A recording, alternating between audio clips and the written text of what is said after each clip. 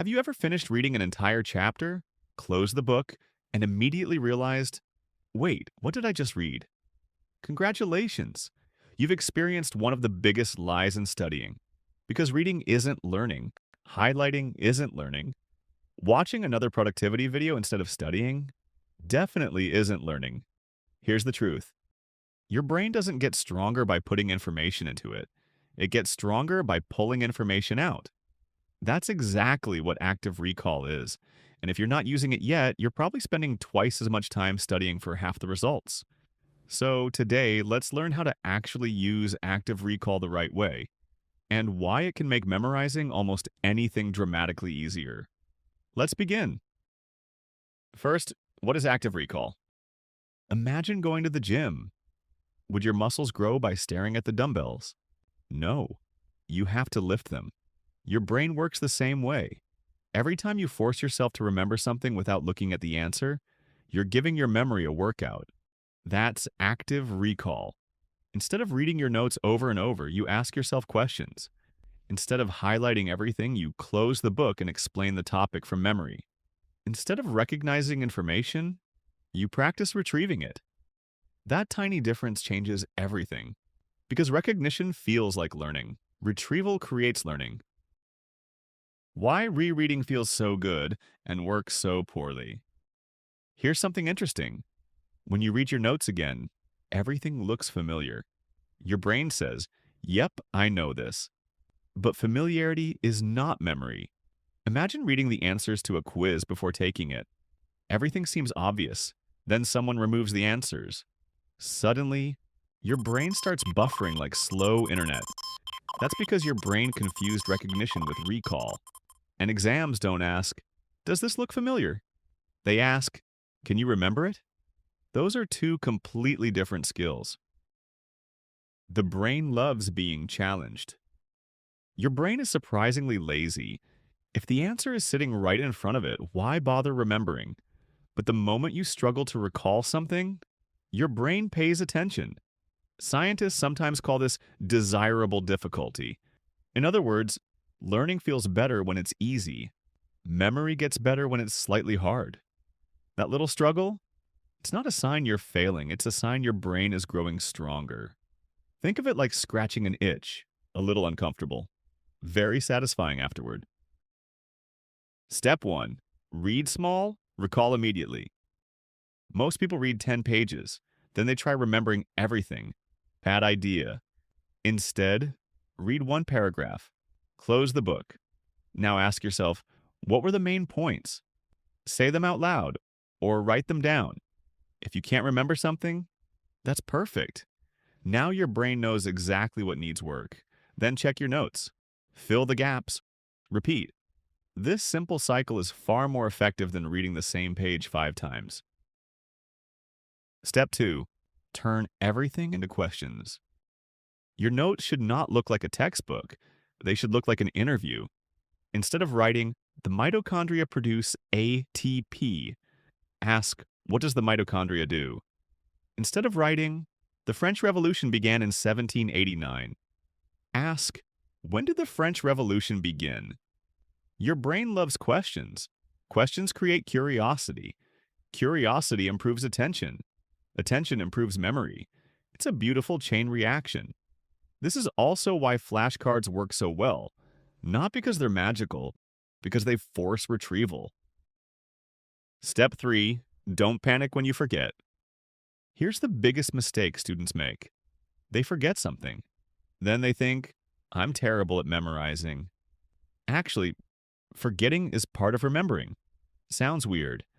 But every time you forget something and then successfully remember it again, the memory becomes stronger. Think of memory like a hiking trail.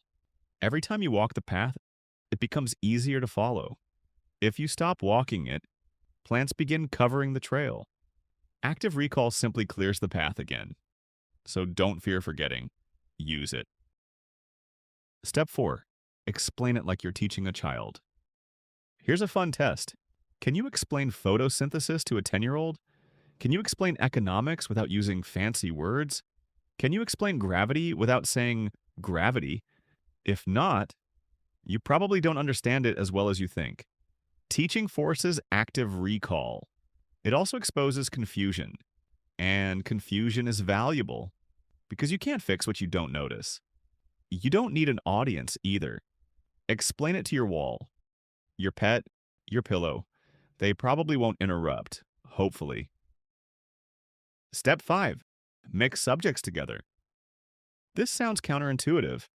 Instead of studying one subject for 3 hours, try rotating between topics.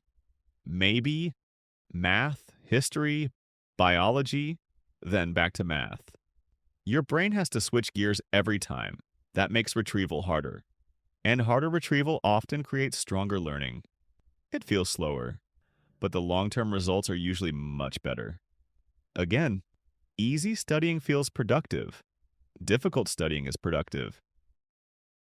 Step 6. Leave some time before reviewing.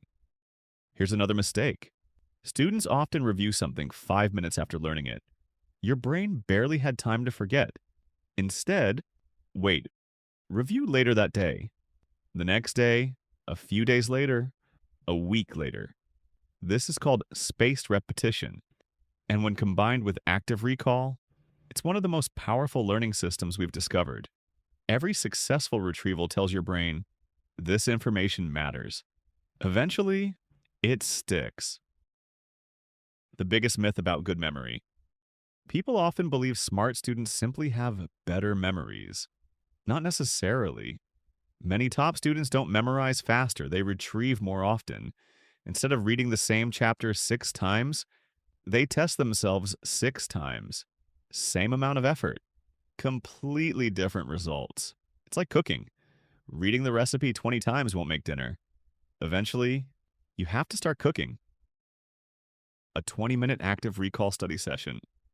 Let's make this practical. Imagine you have only 20 minutes. Here's what you do. Read for 5 minutes. Close everything. Spend 5 minutes recalling everything you can remember. Write it down, explain it aloud, draw diagrams, anything from memory, then spend 5 minutes checking mistakes. Finally, use the last 5 minutes making questions or flashcards from what you missed. That's it. No marathon study sessions, no endless highlighting, no pretending to study while reorganizing your stationery collection for the 7th time. Your colorful pens are innocent. They're just being framed. What if active recall feels difficult? Good. Seriously. That's exactly how it's supposed to feel. If recalling information feels challenging, your brain is working. If it feels effortless, you're probably reviewing something you already know. Growth happens at the edge of comfort, not inside it. So don't judge your study session by how easy it felt. Judge it by how many times you successfully pulled information from memory. That's the skill that matters. Final thoughts. At the end of the day, learning isn't about how much information you consume. It's about how much information you can retrieve when you actually need it. Reading is important. Understanding is important. But memory is built through retrieval. So the next time you finish reading a page, don't turn to the next one immediately. Pause. Close the book. Ask yourself, what do I remember? That one simple habit can completely change how you study, because your brain doesn't learn best by seeing the answer. It learns best by searching for it.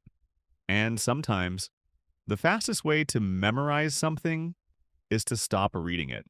If you found this helpful, consider sharing it with someone who's still highlighting entire textbooks and wondering why nothing sticks. Your future self and probably your exam scores will thank you.